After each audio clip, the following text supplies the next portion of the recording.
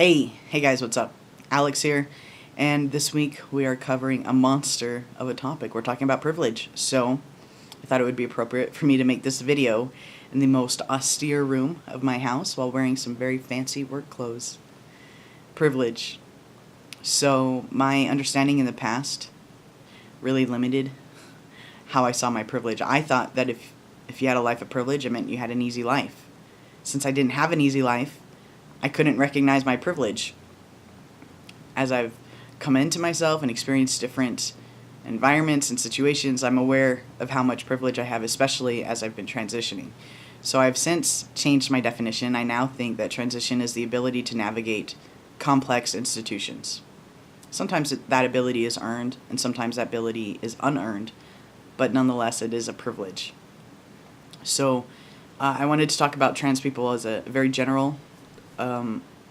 I think we could all agree that coming out as transgender may result in some limited support, whether that be familial or financial support, and then how that lends itself into other opportunities or lack thereof. So maybe you can't go to college because your parents aren't going to pay your rent while you go to school and it's super expensive, right? Or it just like compounds exponentially. And then we're in a position where we see trans people are chronically underemployed, entire lifetimes of underemployment. So then you think about it. When I think about it, I I see a group of people with limited resources. We're then told if you want to transition, you have to navigate some very complex institutions. I don't even know how this glaring hole in the system isn't recognized. But so when I think about my transition, first thing that comes to mind is the medical institution. So I was able to have access to a gender therapist because I had means to pay for therapy. I also had a computer and the internet, and I actually did Skype appointments while I was in Korea, so I had someone to talk to while going through a very profound experience. And then when I came home, I had surgery in October, and originally I was trying to go through insurance, and if I had insurance paid for it, that would have been an example of medical privilege, but they didn't pay for it, so instead I got a bank loan. So now I'm in a position where in order to receive medical treatment, I have to navigate the financial institution.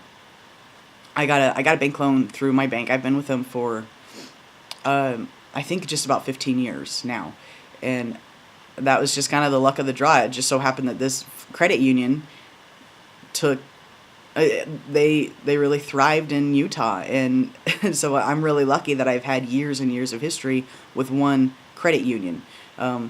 My bank loan was granted to me because I have a good job. I have a good job because I am college educated. I have a college degree because I can take standardized tests, and I can take standardized tests because I speak English. And all of that was possible because at a certain point in my adolescence, I was able to stop focusing on survival and start focusing on scholastics, which also is a privilege. So I got surgery because of my privilege. A little bit more on financial institutional privilege. When it comes to credit scores, that's the ability to navigate something very complex. It takes a lifetime of learning how to read financial reports, of how to sit down and talk to a representative at your bank. How can you improve your credit score? That is a privilege. And then filing taxes has a unique crossover as well. So filing taxes gives you some financial institutional privilege, but it also lends itself to the ability to apply for FAFSA, which then gives you educational privilege. So all of these are really interconnected, and because they are so complex, some people, I've talked to people who have no idea how to start the process of college because it is so complex. I've spoken a little bit about my educational privilege in regards to speaking English and standardized tests. And then I haven't really navigated this from a transitional standpoint, but I have experienced legal institutional privilege. So I took someone to small claims court and I won. And it took hours and hours and hours and so much paperwork. I could barely conceive of how much paperwork it took to garnish someone's wages. But there you go. I was able to navigate it and receive restitution, right?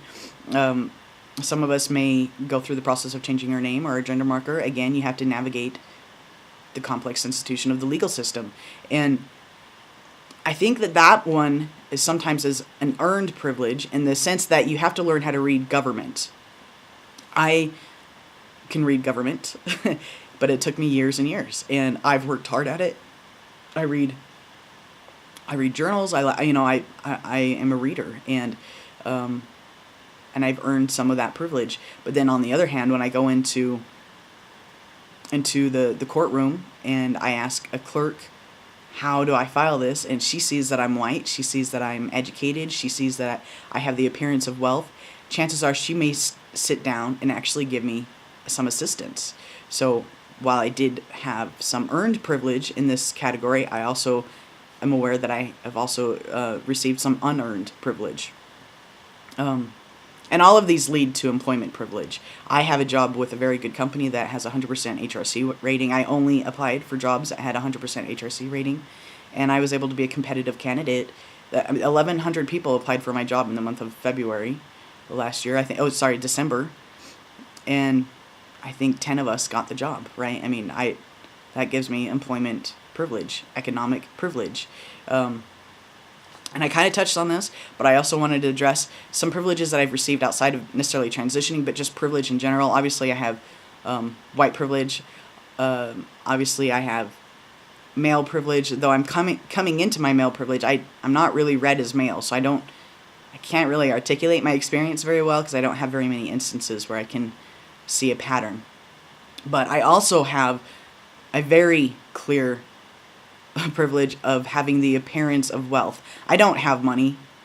I know it looks like I have money. I know what things are supposed to look like, right?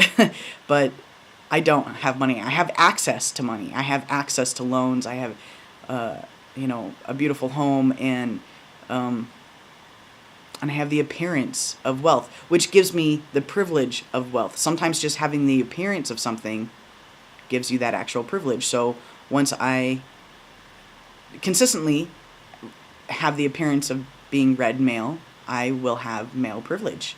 But it isn't very consistent for me yet. So, yeah. And then I wanted to talk about trans benefits or lack thereof. And I think it's very important for us to distinguish between trans male privilege and trans female privilege. So, when it comes to trans male privilege, like I said, I'm just not read as male, and I haven't really formulated my ideas on this. I will say, though, that we all know trans men generally receive the privilege of stealth. And that's a huge privilege. Huge.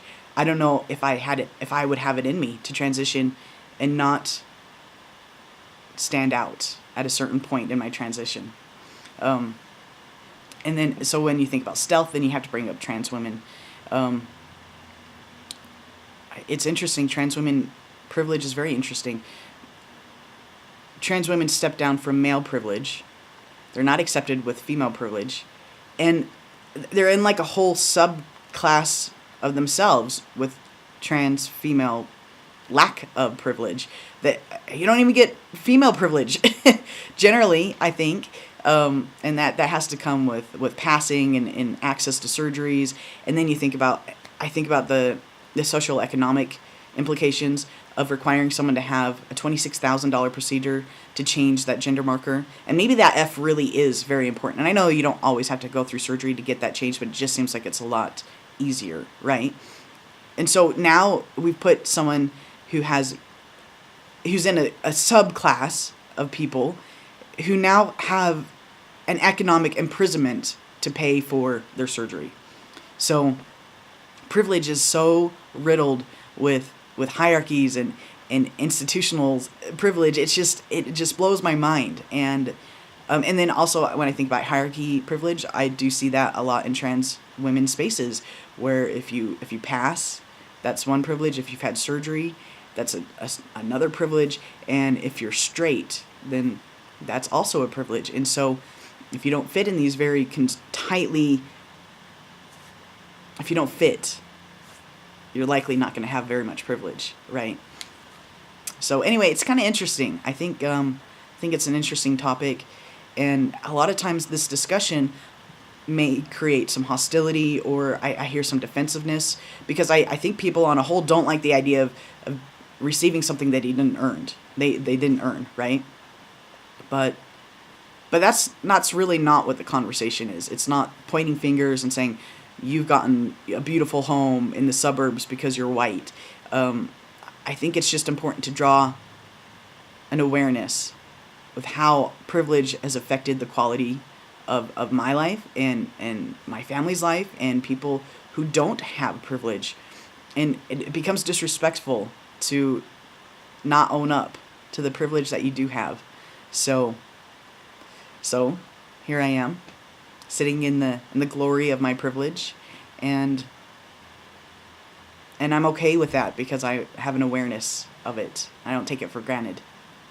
Anyway, I hope you guys are well, and yeah, take care.